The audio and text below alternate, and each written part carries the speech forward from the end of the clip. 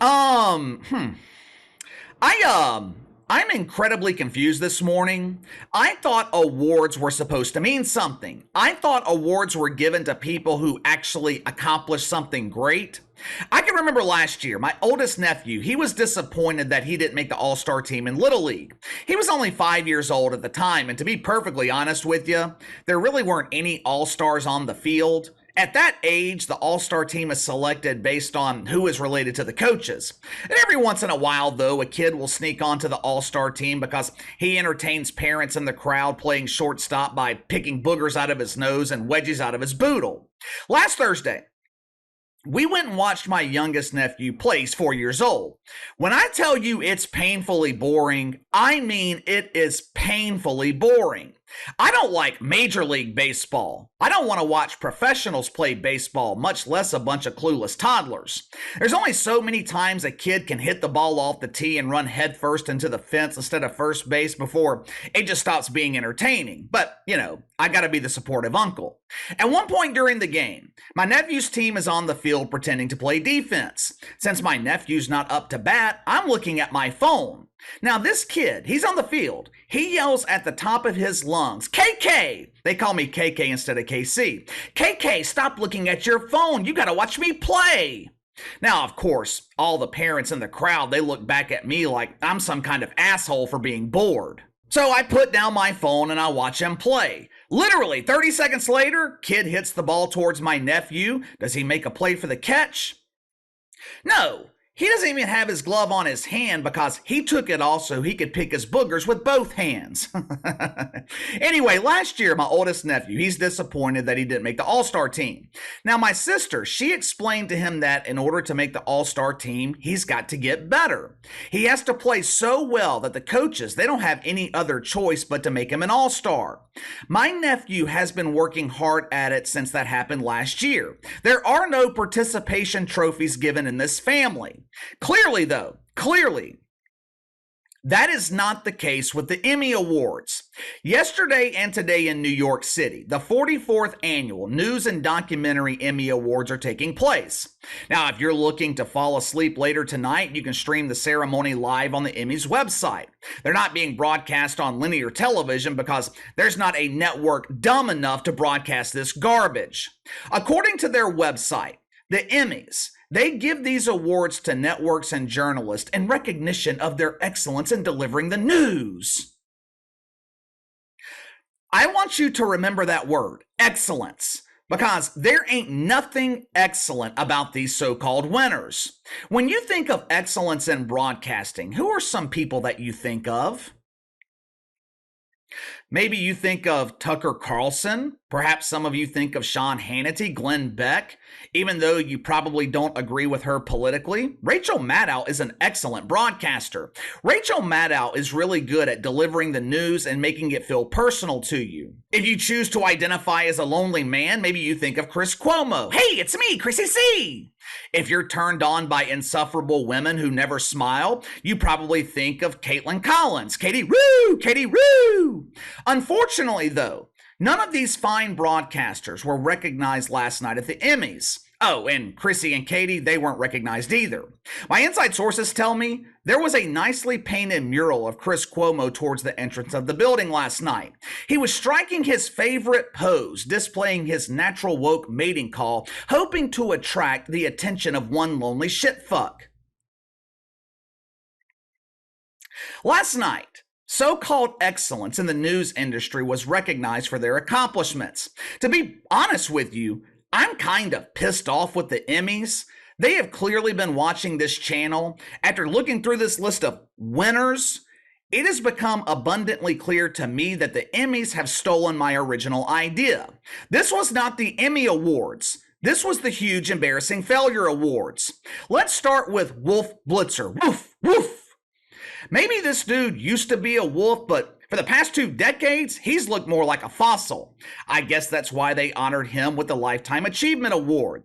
Well, Casey, what did he achieve? I have no fucking idea. Maybe he's an accomplished chef and grills the top shelf wiener? He damn sure has the most experience. I mean, Wolf has spent the last 50 years behind the grill. While walking on stage to accept the award, sound engineers, they began playing Knocking on Heaven's Door by Guns N' Roses. I thought that was a nice touch. During the photo op, they captured Wolf Blitzer standing next to a nice portrait of himself that was painted by Jake the Bongo Tapper. Check it out for yourself. Now, I am trying to determine who looks more alive here, the photo or the guy standing next to it. Of course, since Wolf identifies as an old white male, the Emmys, they could not give this award to him without recognizing someone else. I mean, we are living in the era of diversity, equity, and inclusion. We can't recognize the white man, especially the old white man. That's not very equitable. We must find another failure to recognize. The Emmys, they decided to split the award. They recognized two lifetime underachievers. Wolf shared this award with someone named Barbara Koppel. Casey, who in the hell's Bob Copper? Apparently, she's some Oscar-winning producer. I looked through her filmography. I have never heard of a single movie that she produced. Hell, most of her films don't even have a Wikipedia page. But moving on. Our next category is Outstanding Hard News Feature, emphasis on the hard. Now, I'm sure you guys can guess who won this award. This man loves a good hard news story. The one, the only, Andy Cooper. Andy was a dual embarrassing failure last night. He also won the award for Outstanding Investigative News Coverage. What hard story did he cover to win both of these awards? Well, KC, did he investigate the amazing dancers at Club Shay Shay? No, that's where Andy spends his personal time. He was recognized by the Emmys for covering the tragic shooting in Uvalde, Texas. You remember that tragedy, right? It's the one they used last year to push for gun control. As a network, CNN was recognized in the category of Outstanding News Special. What was the topic they were covering? You know, January 6th. Let me show you something. Let me show you how meaningless the Emmys have become. This is why I'm calling it the Huge Embarrassing Failure Awards. Check out this list of nominees for yourself. Now, what do all of these networks have in common? They are all pounding the cucumber. Every single one of these nominees are deacons at Woke United Methodist. I didn't even know that PBS was still in existence. The federal government, they are threatening to shut down this weekend. God willing, that will actually happen. And I hate to make a suggestion here that could prevent a government shutdown, but if you're looking to trim the budget, eliminate PBS. Why are taxpayers paying for a network that no one watches? I'm not a big fan of Fox News. Matter of fact, I thought that debate last night was absolutely atrocious. Did you guys watch that bullshit? If you didn't think Fox News was dedicated to diversity, equity, and inclusion, that debate last night cemented the fact. The moderators they chose, they had no business moderating a presidential debate. They were clearly chosen because they check woke boxes. Now, that being said, I am not a big fan of Fox News, but how can you have an award show centered around news and Fox isn't nominated once? Not one time?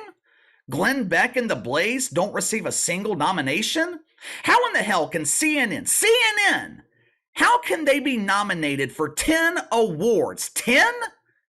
What are we recognizing here? Failure? Couple of hours before this award show, updated ratings for the third quarter were released. Once again, CNN set another record low in prime time. Yet somehow, they found a way to twist these ratings. CNN released a press release boasting about their rating success. We are growing like the woke boner at the Butt Bongo Festival. Our ratings are great. Great? Come again? Great? During prime time, CNN drew 119,000 viewers in the key demo, the lowest number in the history of the network. According to their press release, Katie Rue Collins, she is hitting a home run in prime time. Katie Rue is amazing. Dozens of lonely men are watching her on mute as they spank the wanker to her scowl. Yeah, I checked some recent ratings for Ruru. This past Monday, she drew 390,000 viewers, with only 53,000 in the key demo. I have looked through cable ratings this week. You know how many times CNN has made the top 50 on cable? 0. Ratings are so bad right now at CNN, they are being beaten by the WNBA playoffs. There are more people watching garbage men, and in some cases garbage women, dump trash in a can than there are watching CNN. This network is a disaster. When you are bragging about being the number 3 network in cable news, there is a serious problem. CNN's no longer competing with Fox and MSNBC. They are now competing with Newsmax and News Nation, and on some nights, they're losing to them. I'm telling you right now, Mark Thompson is the last hope for this network. Mark Thompson's going to be taking over next month. If he can't turn things around, CNN's going to be buried in the woke cemetery next to the career of Brian Stelter. I don't know if I have ever seen a network fall faster than CNN is falling. 2 or 3 years ago, CNN was the number 1 network on cable, not cable news. They were number 1 in primetime on cable, but their success was built on a shaky foundation. Just like we talked about yesterday with Colin Kaepernick, the success at CNN, it was built on a gimmick. Donald Trump, Orange Man bad. They built their network on tearing down the Trumper. I promise you, no one wants Trump to be reelected more than CNN. That is their only chance for survival. If we get 4 more years of John Biden, the American dream won't be the only thing that fades from existence. CNN will be right behind it, or maybe even right in front of it. But give me your thoughts. The Emmys recognized huge embarrassing failure for the news portion of their awards. CNN was nominated 10 times. A network that has been in serious decline is somehow receiving awards. I don't understand it. I don't get it. I mean, since when has America recognized failure? Wolf Blitzer has 0 impact on the news. None. And don't even get me started with Andy Cooper. Make it make sense to me. How can CNN be nominated 10 times and win several categories? You let me know. Sound off in the comments below. Like, subscribe, share the video. I appreciate every one of you guys and your support. Best way to contact me is by email at btlkc84@gmail.com, KC_BTL84 on Twitter. I'll see you guys later.